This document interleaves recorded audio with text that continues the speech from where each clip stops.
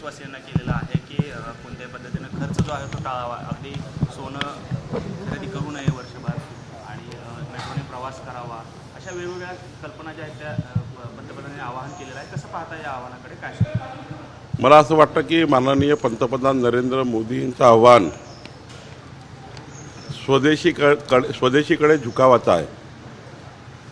Petrol diesel विदेशातनं आयात करावं लागतं, गॅस विदेशातनं आयात करावी लागतं, सोनंसुद्धा कधी कधी विदेशातनं येतं आणि त्यामुळे देशातला पैसा हा विदेशात जाऊ नये आणि जी काही युद्धजनक परिस्थितीमध्ये संपूर्ण जगभरात महागाई वाढलेली आहे त्या महागाईचा फटका या देशाला होऊ नये म्हणून या ठिकाणी मला असं वाटतं हे आव्हान आहे. हे आव्हान सकारात्मक घेऊन जनतेने स्वदेशी वस्तूचा वापर करणे हाच या ठिकाणी महत्त्वाचा निर्णय घ्यावा असं मला वाटतं. खरं तर मुख्यमंत्र्यांना संभाजीनगरच्या एका शेतकऱ्यांनी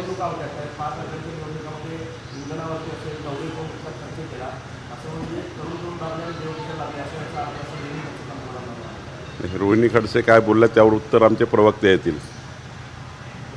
सर, संभाजीनगरच्या एका शेतकऱ्याने मुख्यमंत्र्यांना ₹1 आणि एक कांदा जो आहे तो पाठवलेला आहे. खरं तर कांद्याची प्रश्न जो आहे तो बिकट आहे आणि शेतकरी चिंतेत आहे, अडचणीत आहे. मी तेच सांगितलं की युद्धजन्य परिस्थितीमुळे जो कांदा बांगलादेश किंवा इतर देशात जायचा त्यावर मोठ्या प्रमाणावर आता बंधनं आलेत आणि त्यामुळं आपल्या देशातला कांदा हा थोडा त्या ठिकाणी घरी पडलेला आहे. त्यामुळं अत्यंत वाईट परिस्थिती आहे.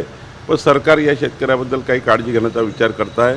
आमचे मुख्यमंत्री याबद्दल सकारात्मक चर्चा करते आहे. निश्चितपणे याच्यामध्ये आमचे प्रधानमंत्र्याचं लक्ष आहे, माझं लक्ष आहे, मुख्यमंत्र्याचं लक्ष आहे. आम्ही आता तोडगा काढू. जलजीवनची कामं जे आहेत ते पूर्ण पैसे देखील मंजूर झाले, मात्र अनेक ठिकाणी जलजीवन मिशनच्या राज्यातल्या कामाला 15,000 कोटी रुपयाची गरज आहे. त्याबद्दलचा हुडकोचा एक प्रस्ताव तयार आहे.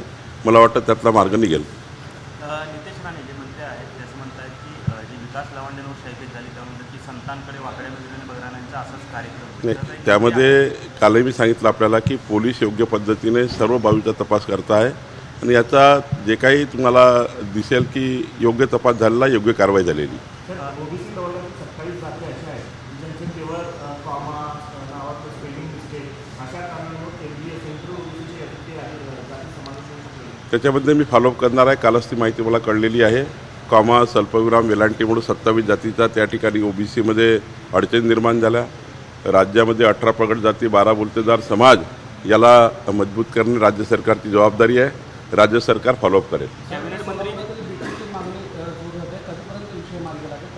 सोलापूरचा अत्यंत महत्त्वाचा B1, B2H आणि गुंठेवारी हे चारही विषय मला या ठिकाणी आमचे अध्यक्ष तळवलकर आणि आमचे या ठिकाणी सौ रोहिणीताईंनी आणि श्री आमचे आमदार हे रोजच विधिमंडळात मागे लागून आहेत.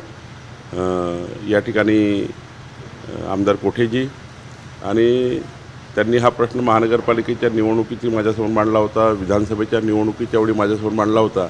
महिन्याभराच्या आत मी मंत्रिमंडळासमोर जाईल. राज्याचे मुख्यमंत्री सकारात्मक आहे.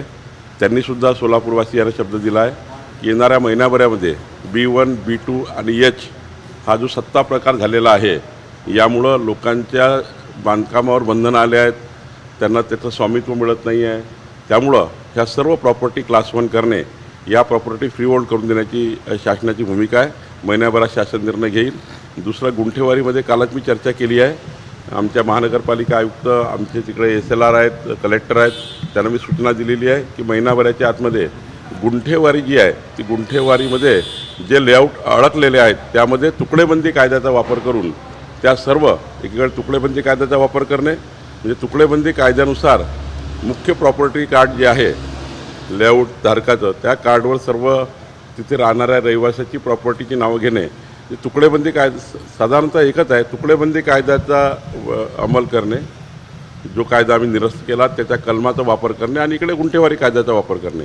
दोन्ही कायद्याचा वापर केला तर निश्चितपणे सर्व गुंठेवारीमध्ये राहणाऱ्या लोकांची घराची प्रॉपर्टी कार्ड हे त्या ठिकाणी वेगळं बनेल आणि त्यामुळे इकडे गुंठेवारी आम्ही पूर्ण करू आणि दुसरीकडे सत्ता प्रकार एक करू.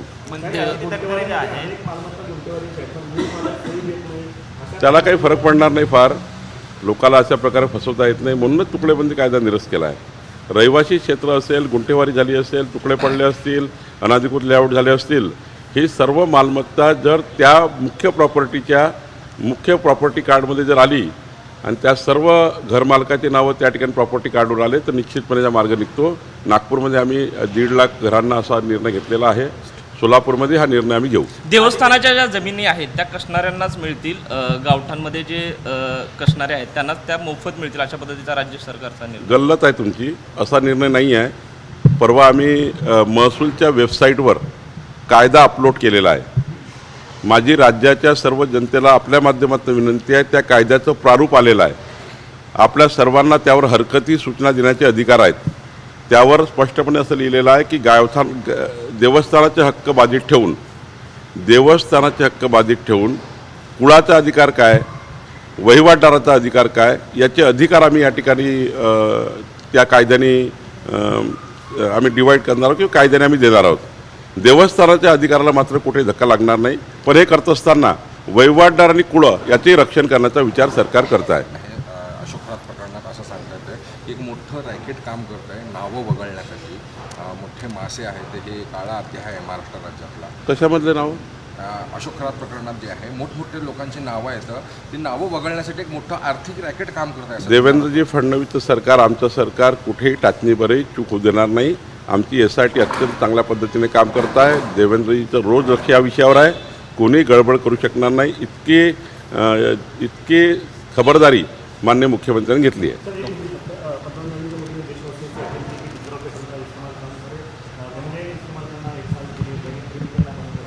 माननीय पंतप्रधान नरेंद्र मोदी जी का कल का जो आह्वान है, ये देशवासियों के लिए केवल स्वदेशी वस्तुओं का ज़्यादा वापर करें. आखिर पेट्रोल डीजल विदेश से आता है, सोना विदेश से आता है, वहाँ पर गैस जो आती है विदेश से आती है. हमारे देश का पैसा नहीं जाना चाहिए. स्वदेशी वापर करके भी हम अपने देश को मजबूत कर सकते हैं, रोज़मर्रा की हमारी ज़रूरतें पूरी कर सकते हैं. अगर हमने गैस के बदले सोलर की सेगड़ी यूज की, सोलर की, अभी मैंने सभी महानगर पालिकाओं को कहा, अभी मैंने हमारे रोहिणी ताई को भी कहा कि अभी महानगर पालिका ने कम से कम 5000 सोलर सेगड़ियाँ इस शहर में जो गरीब लोग हैं उनको देनी चाहिए. तो घर में खाना पक जाएगा. और 2 रुपये 80 पैसे सोलर सेगड़ी है. एक सोलर सेगड़ी में 1 महीने की सोलर सेगड़ी 4 महीने की जो सिलेंडर लगता है वो साल भर की सोलर सेगड़ी उतने में चल जाएगी. तो कहने का मतलब ये है पेट्रोल डीजल है, पेट्रोल डीजल का पर्याय इथेनॉल है. अब माननीय मोदी जी ने सारे व्हीकल्स में इथेनॉल अलाउ कर दिया है. तो हमारे देश का ईंधन यूज करके, हमारे देश का सोलर, और सूर्य भगवान हमारे साथ है, इतना सोलर होता है हमारे पास. सोलर सेगड़ी क्यों ना हो घर में, क्यों चाहिए हमें गैस सिलेंडर? तो ये सोलर सेगड़ी में घर चल सकता है. आप भी चलाइए, आप भी घर में बताइए. तो मुझे लगता है कि रह गई बात सोना चांदी की, तो क्या ज़रूरत है? जो गरीब लोग हैं सोना लेते हैं, हम लोग सोना लेते हैं, तो ये सोना कभी कभी हमारे देश की ज़रूरत जब पूरी होती है तो बाहर से लाते हैं. तो बाहर क्यों पैसा देना? मोदी जी का कहना है कि स्वदेशी का वापर करिए, यही कहना है. अपोजिशन को जान दीजिए.